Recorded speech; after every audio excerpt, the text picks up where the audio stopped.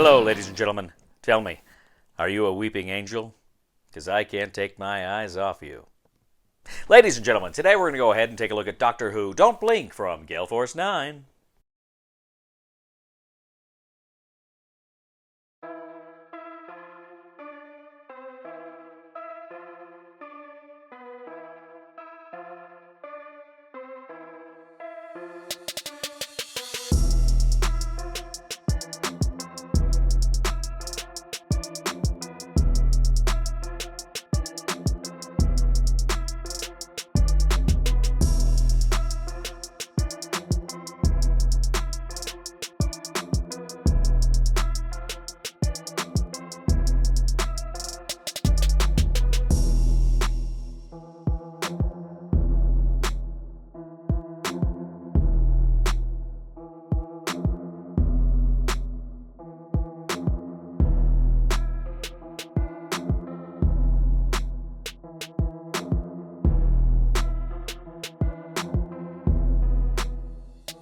Hello everybody, we'll get back to the review in just a second. I just want to take a moment to ask you to go ahead and check out and subscribe to my other channel, that is Cody Carlson PhD, where we talk about military history and books on history and fun things like that. Please check that out, please subscribe, and now, back to the review. In Doctor Who Don't Blink from Gale Force 9, 2 to 5 players are going to take on the roles of either the evil Weeping Angels or the heroes from the Doctor Who television franchise. Now, one player will take on the role of the Weeping Angels. Essentially, he'll collect all of the Weeping Angels cards, while the heroes divide up the hero cards among them. You can be Doctor Who and his companions as they are trapped on a spaceship and need to find the parts in order to get off and get on the way home. But those Weeping Angels have other plans. Now, for each round, each hero will gain a card. Now, these cards will either be a blink card, a don't blink card, or a special don't blink card that has some other little special abilities on it. Now, you're going to have a 3x3 tile grid which represents the spaceship. The TARDIS is going to begin in the center of the spaceship, and that's kind of a safe zone, but of course players will never be able to end their turn, more 2 turns in a row, I should say, inside the TARDIS. You're going to place around the board a number of the parts that you need in order to repair it. So you've got, I believe, 4 of the repair parts that you need to go out and find. Now, the Weeping Angel player will place 1 angel on each tile except the center tile of the board. Now, the Angel player will have 8 cards.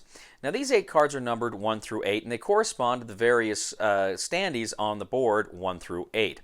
Now, the player playing the Weeping Angel will select 4 of the cards to be Weeping Angels, and he will secretly select those and place them in front of them, so the hero players don't know which Weeping Angels can be activated that turn. Now, at this point, each hero player receives their card. Again, it's either a blink, a don't blink, or a special don't blink card.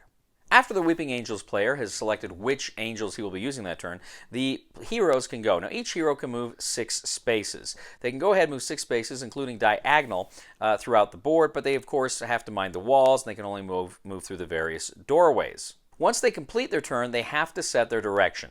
They have to be either facing vertically or horizontally. Now, the Weeping Angel has 4 action points.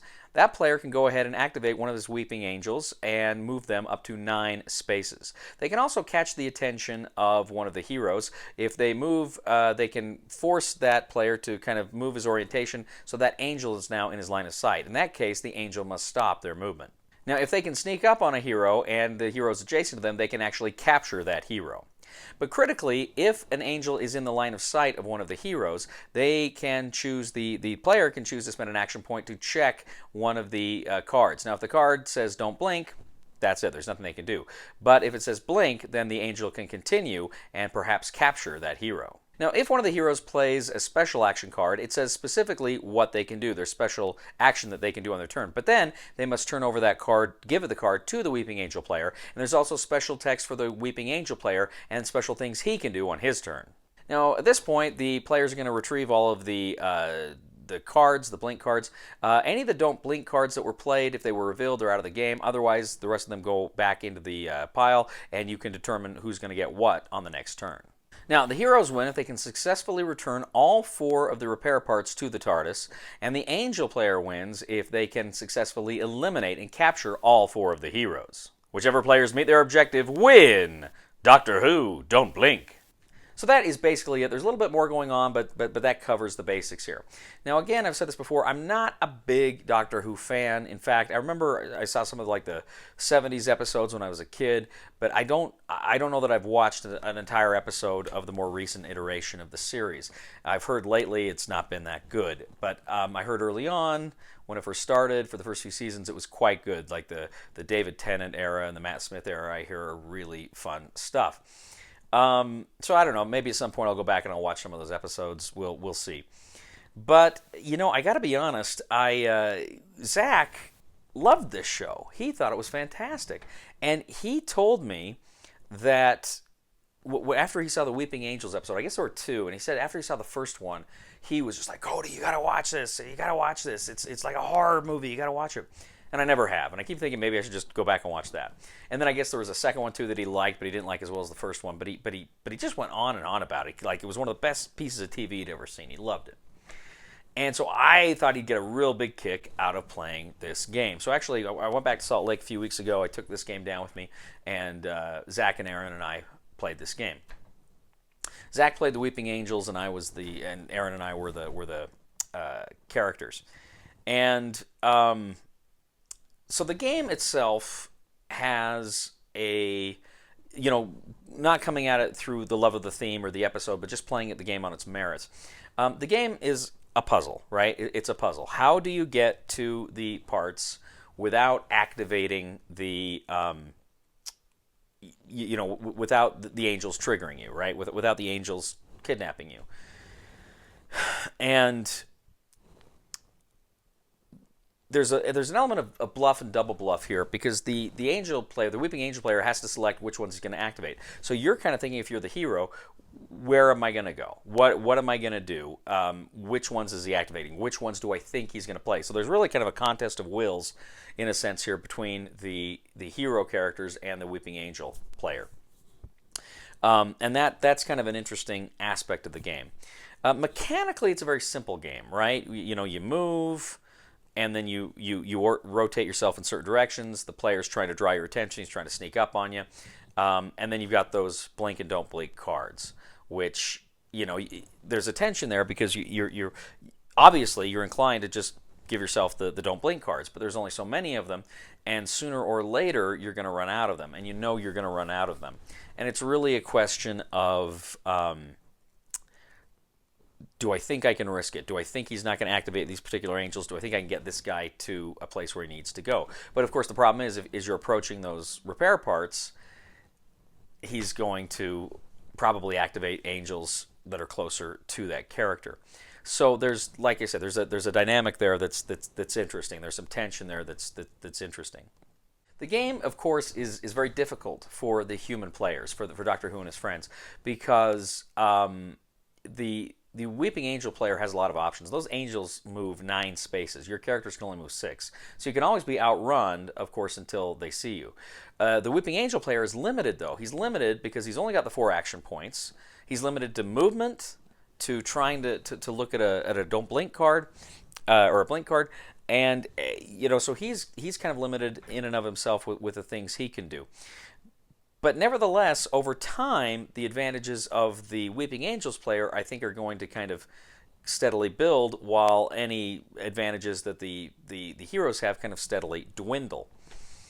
So we played this game, and my feeling was it was okay. I think it's not a bad game. There's the puzzle there I appreciate, but it didn't thrill me. Now my feeling was, as I'm playing it, I'm kind of thinking in my head what I'm going to say in my review, and I'm thinking to myself, I'll probably go try it before you buy it. And I'm thinking the people that will really get a kick out of this are the people that are big Doctor Who fans that really like this episode, that kind of want to play out the scenario. But when the game was over, Aaron had seen Doctor Who, and he really liked the episodes, and he said he thought the game was okay. Zach hated this game. Zach said he did not like this game at all. So I'm thinking, ew. Well, he doesn't like it, and he's like a big fan of the series. So that for him, he just thought there wasn't enough meat to the game. It was just not as exciting as he thought it would be, and he said it didn't really capture the theme the horror theme of the series. And I don't know. Like I say, I found there was tension there. I really found the tension there, but I don't know that really as strong as perhaps it could have been, and I don't know how you'd make it better. I don't know the theme that well, but I guess from my perspective, I did have fun with it. I didn't love it. I'm going to stick with my initial reaction and say try it before you buy it, but I can't say if you've seen the show you'll love it because Zach didn't. And Aaron just thought it was okay. And I think of the three of us, I probably liked it the most.